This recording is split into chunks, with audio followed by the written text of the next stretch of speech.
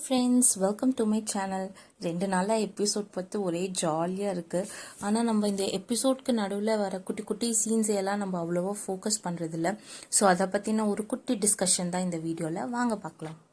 Number 1 வந்து காவேரி வந்து வெண்ணிலாவை பார்க்க போனாங்க. அங்கே வெண்ணிலா இருக்க மாதிரி காமிச்சாங்க. ஆனால் அதுக்கப்புறம் அங்கே ஒரு அப்டேட்டும் நமக்கு கொடுக்கல.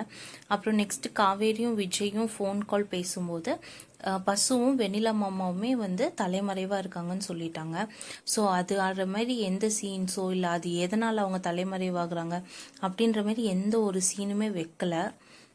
நெக்ஸ்ட் வந்து விஜய் காவேரி கான்வர்சேஷனில் காவேரி சொல்கிறாங்க, ரெகுலராக எங்கள் ஃபேமிலிக்கு ஒரு இன்கம் வர ஆரம்பிக்க போகுது.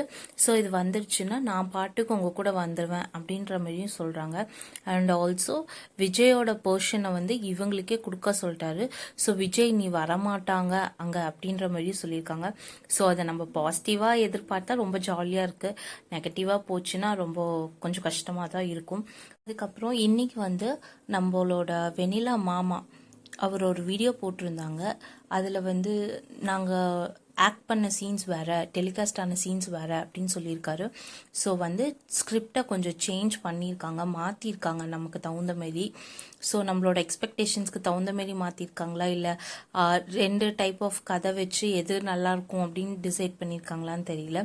ஆனால் வந்து ஸ்கிரிப்டை கொஞ்சம் மாடிஃபை பண்ணி இப்போ எடுக்கிறது ரொம்ப பியூட்டிஃபுல்லாக, அதுவும் காவேரி விஜயோட சீக்வன்ஸ் எல்லாம் ரொம்ப சூப்பராக எடுக்கிறாங்க.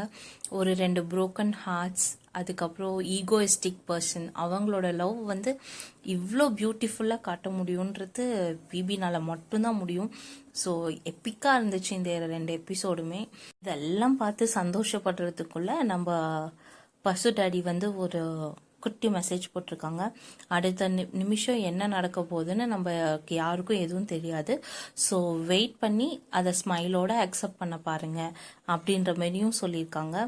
ஸோ அப்கமிங் என்னவா இருக்குன்னு உங்களுக்கு ஏதாவது கெஸ்ஸஸ் இருந்துச்சுன்னா கீழே கமெண்ட் பண்ணுங்க. தேங்க்ஸ் ஃபார் வாட்சிங்.